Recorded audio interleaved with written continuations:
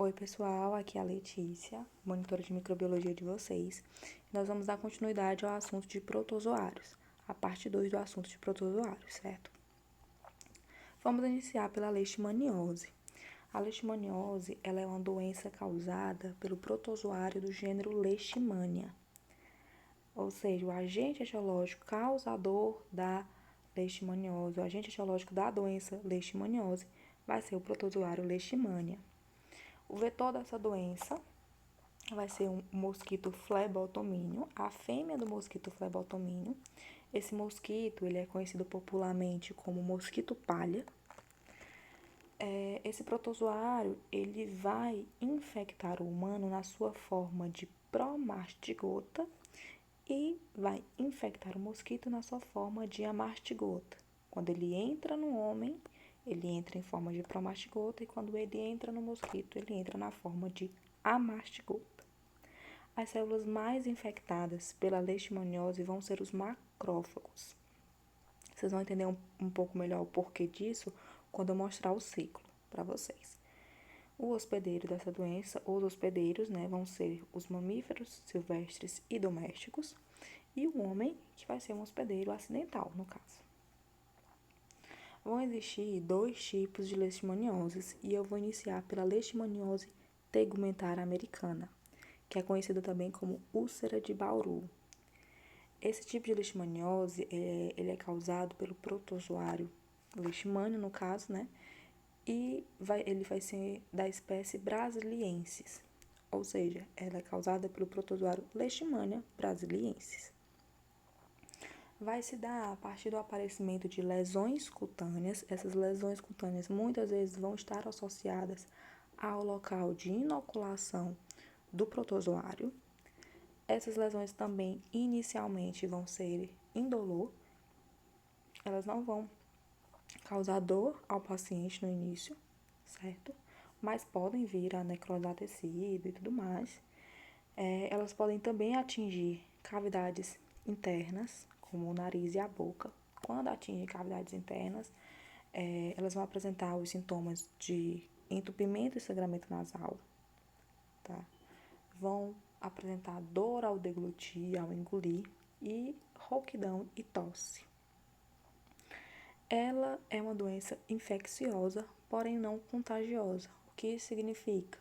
Significa que não é porque uma pessoa está com leishmaniose que eu, ao me aproximar dela, vou automaticamente pegar, me infectar também com leishmaniose. Não é assim. Não passa de uma pessoa para outra, de um animal para outro. Não passa. Tem que haver o vetor, ou seja, é necessária a picada do flebotomínio fêmea, no caso, certo? O outro tipo de leishmaniose é a leishmaniose visceral, tá? Que é o conhecido calazar. É causado pelo protozoário Leishmania chagassi, a espécie Leishmania chagassi. Os sintomas que essa doença vai apresentar vão ser febre de longa duração, a hepatosplenomegalia, devido a essa doença atingir as vísceras, os órgãos internos, sobretudo baço e fígado. Vai ser a perda de peso, a astenia, que é a famosa fraqueza, quando a pessoa está sem forças, e também a leucopenia, que é uma queda na taxa de leucócitos. E ela pode ser uma doença oportunista para pacientes imunodeficientes, sobretudo pacientes portadores de HIV, certo? Essa doença ela vai afetar humano e cães, que vão ser um reservatório também. Os cães, eles não são vetores, eles não vão transmitir a doença, eles são apenas reservatórios, como o humano também é, certo? E, mais uma vez, é uma doença infecciosa não contagiosa, só é possível de adquiri-la através da picada do flebotomínio fêmea. O ciclo da leishmaniose. Por mais que existam dois tipos de leishmaniose, o ciclo é o mesmo para ambas, certo? Porque o que vai mudar, o que vai distinguir os sintomas, etc., é a espécie, tá? Mas o ciclo é o mesmo, a forma de contágio é a mesma, tá bom? Então, esse contágio, ele vai ser a partir de como? Eu vou ter lá um mosquito, o flebotomínio, Esse flebotomínio infectado vai e pica o humano. Ao picar o humano, ele vai injetar promastigotas metacíclicos no humano. Esses promastigotas, eles vão ser fagocitados pelos macrófagos. Aí o motivo do macrófago ser uma das células mais afetadas por essa doença, certo? Elas são quem vão fagocitar esse protozoário. E aí, esse protozoário, dentro do macrófago, ele vai se transformar em amastigota e vai se multiplicar por divisão simples. A mastigota já é a forma infectante para o mosquito. Ou seja, quando o mosquito vier se alimentar, vier picar o humano, se alimentar do sangue do humano, vai ter esses amastigotas no sangue e vai contaminar o mosquito. Dentro do intestino do mosquito, esses amastigotas, eles vão se transformar em promastigotas, certo? E vão se multiplicar e migrar para a probóscide. E aí o ciclo se reinicia, tá? Aqui é o que eu acabei de falar para vocês, só que por escrito. E o ciclo quando envolve o cachorro. É a mesma coisa, gente. É só mais um hospedeiro, é só mais um reservatório, tá? Então, é o quê? É um mosquito infectado que vem e pica o cachorro, acaba passando a doença para o cachorro e o cachorro passa a ser um reservatório. E o que significa isso? Significa que, por mais que venha um mosquito sadio, e aí esse mosquito venha picar esse cachorro, ele vai se infectar.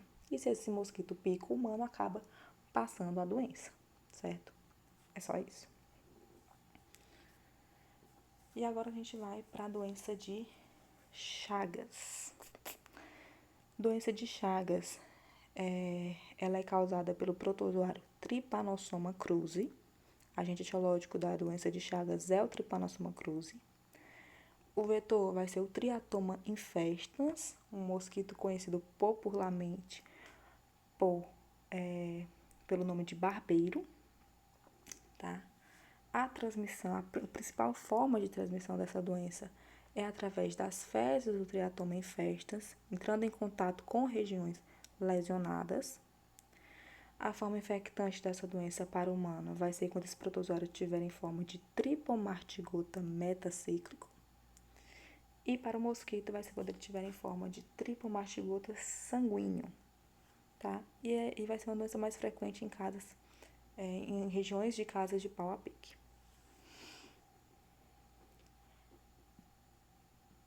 O ciclo dessa doença. Como é que vai ser? O barbeiro, ele vai picar o humano para se alimentar ali do sangue do humano.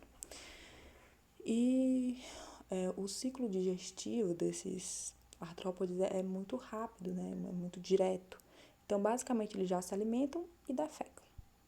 Então, o barbeiro vai estar ali se alimentando do sangue e já defecando. Nas fezes do barbeiro, ele vai liberar o tripomartigota metacíclico. E aí, essas fezes, elas precisam do quê para contaminar o humano? De uma região lesionada. Não precisa ser uma região lesionada muito grande. A própria lesão causada pela picada do mosquito já é uma forma desse protozoário adentrar no humano, certo? E aí, esses protozoários, em forma de tripomastigotas metacíclicos, vão invadir as células, eles vão entrar no corpo humano e invadir as células. E aí, eles vão se transformar em amastigotas intracelular, tá? Esses amastigotas, eles vão se multiplicar por fissão binária, tá? E se diferenciar em tripomastigotas, tá? E aí vão cair na corrente sanguínea. Então, recapitulando. Entra no humano como tripomastigota metacíclico, invade as células, se torna amastigota intracelular, se multiplica por fissão binária e se diferencia em tripomastigota.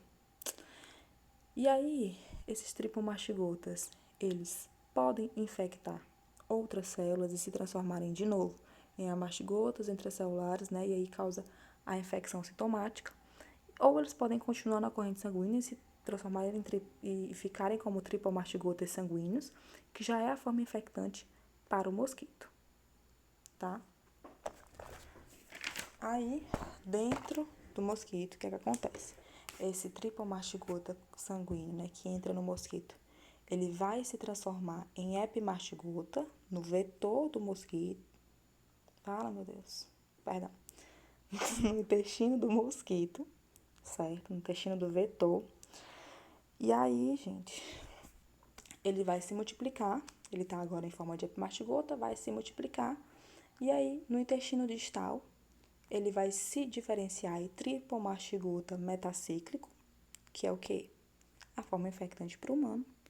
E aí ele já vai ser eliminado nas fezes, tá? Nas fezes desse mosquito. Os sintomas dessa doença.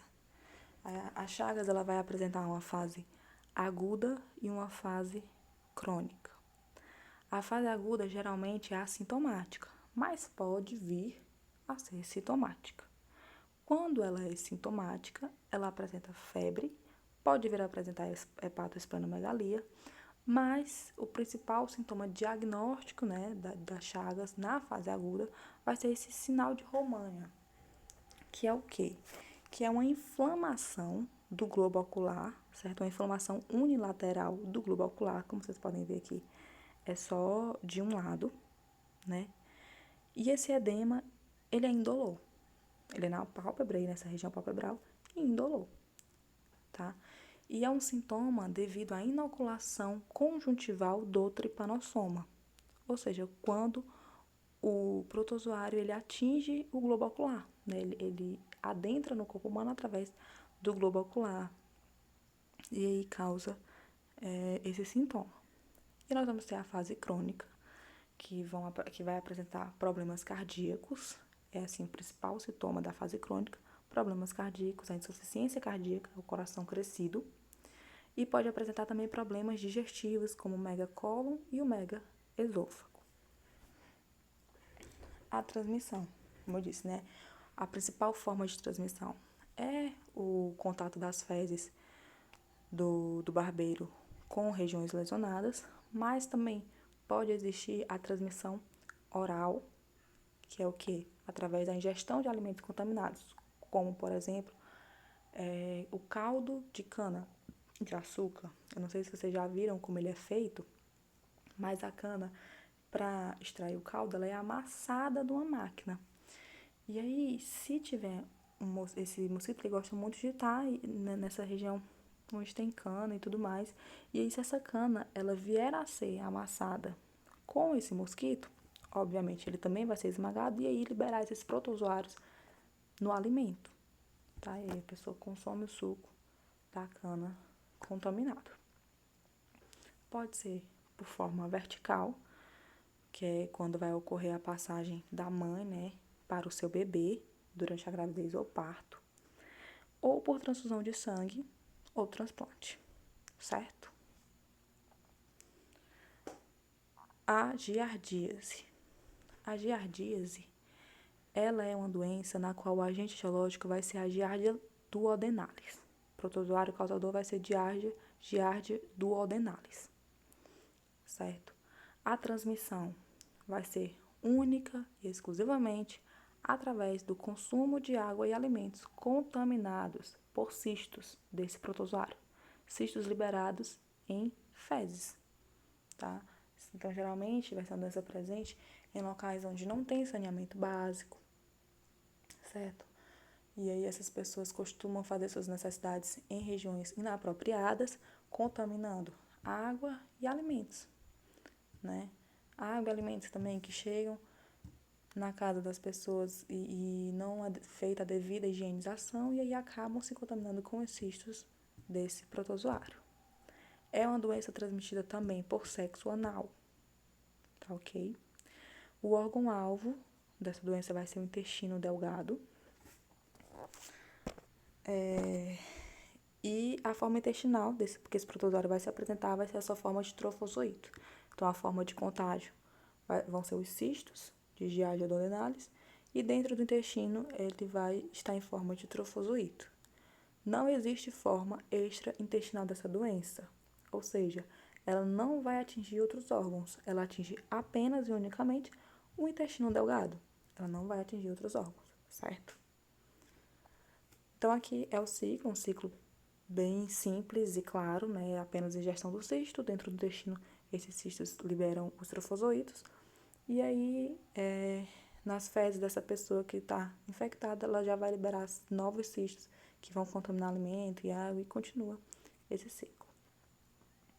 Os sintomas da giardíase vão ser náuseas, dores abdominais, desinteria e má absorção intestinal. É o principal sintoma assim, diagnóstico, para você dizer, de giardíase. A má absorção intestinal. Por quê?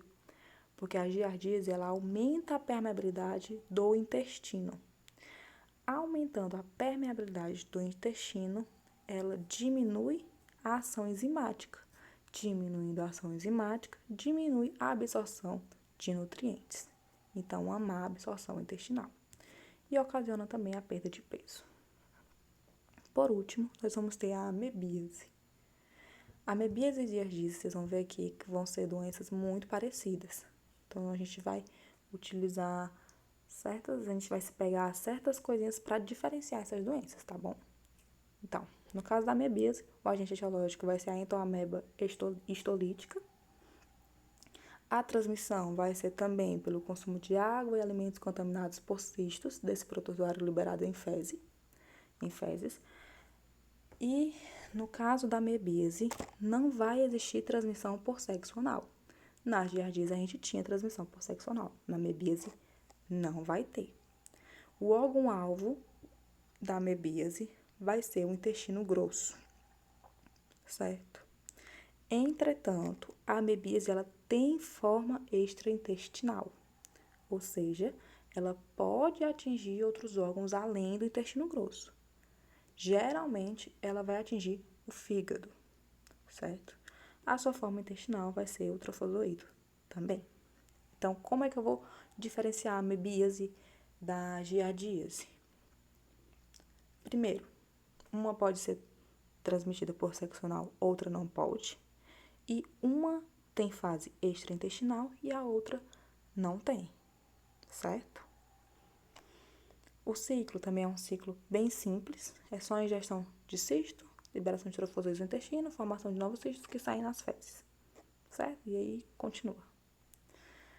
Os sintomas da amebíase vão ser náuseas, dores abdominais, desinterias e o sintoma característico, o sintoma diagnóstico, vão ser fezes com sangue e muco, certo? Então, se vocês tiverem ainda algum caso clínico que apresente diarreia com vestígios de muco, de sangue, enfim, é um sintoma característico que vocês vão bater o olho e dizer amebíase, sem dúvidas, tá ok? E ela também pode causar abscesso hepático na sua versão extraintestinal, né? Quando ela estiver atingindo o fígado. E é isso, pessoal. Bons estudos, muito obrigada. E qualquer dúvida que tiver ficado, podem me chamar no WhatsApp, podem marcar atendimento. Eu estou à disposição.